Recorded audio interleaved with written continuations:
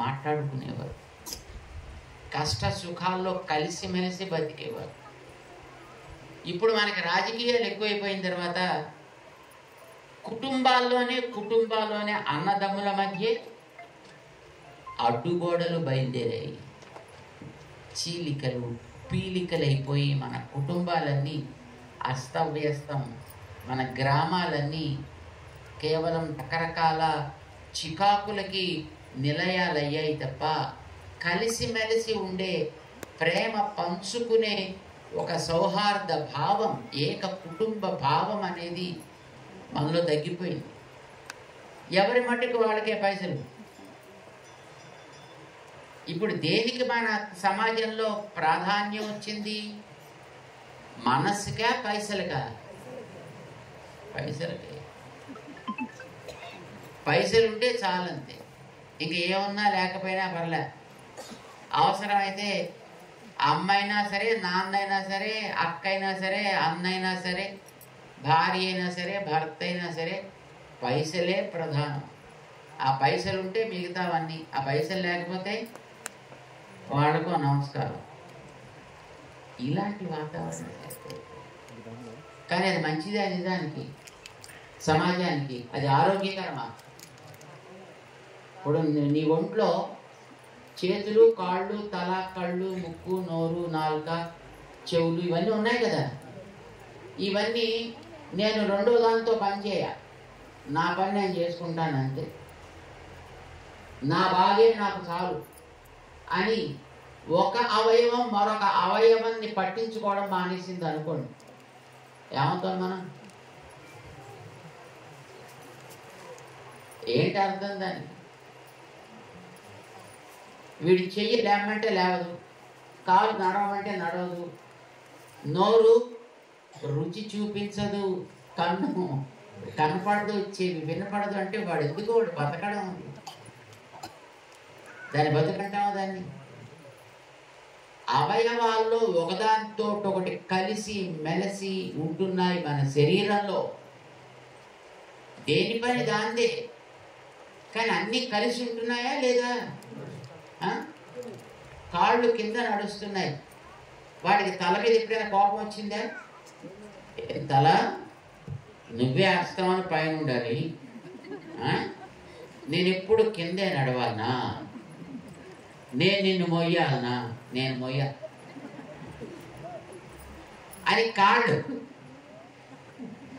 తలని మొయ్యడం మానేసానుకోండి, వాడు జీవించగలడా?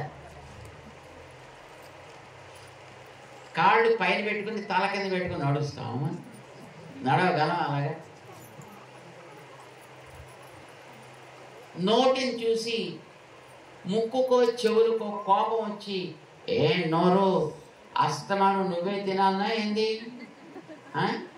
ఏ వచ్చినా నువ్వే తింటావు, పండు నువ్వే తింటావు, కాయ నువ్వే తింటావు, అన్నం నువ్వే తింటావు, టిఫిన్ నీకే, లంచ్ నీకే, డిన్నరు నీకే, అంత మొత్తం నువ్వే తింటావు అని ముక్కు కోపం వచ్చింది అనుకోండి నోటి మీద, మంచిదేనా? మరి అలా కోపం వస్తే ఏం చేయాలి? ఏం చదువుకుపోతారు? తీసుకెళ్ళి హాస్పిటల్లో పాడేస్తారు. హాస్పిటల్లో పాడేస్తే అప్పుడు డాక్టర్ గారు ఏం చేస్తారు తెలిసిన? ఏ ముక్కు గారు, మీరు కూడా తినాలనుకుంటున్నారా, మీరు కూడా తిందుర్లేండి అని ముక్కు తిరుడు పైపులు పెట్టి అందులోకి భోజనం ఎక్కిస్తాడు. ఎప్పుడైనా హాస్పిటల్లో చూసారా లేదా అలాంటి వాళ్ళని? చూసారా లేదా?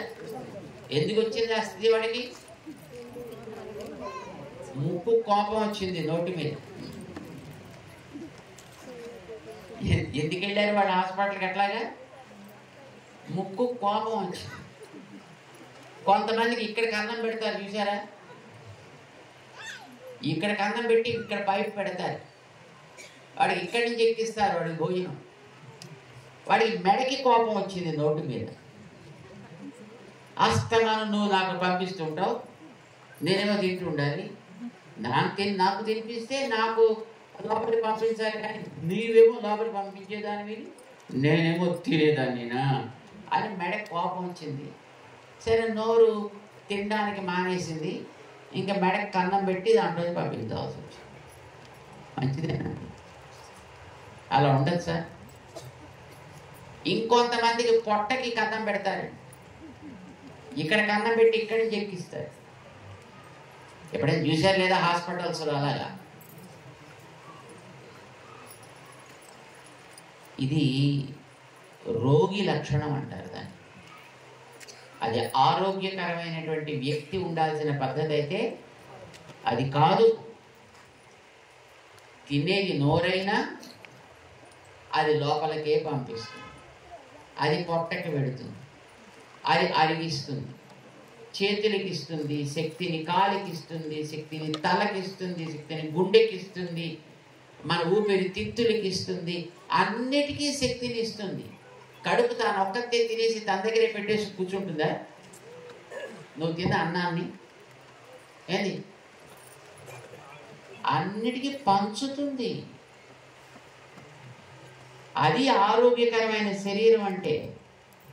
అలాగే గ్రామానికి కూడా ఆరోగ్యకరమైన గ్రామం అంటే అన్ని కులాలు ఉండాలి, అన్ని వర్గాలు ఉండాలి, అన్ని వర్ణాలు ఉండాలి, ఎవరి పనులు వాళ్ళు చేయాలి, కానీ అందరూ కలిసి మెలిసి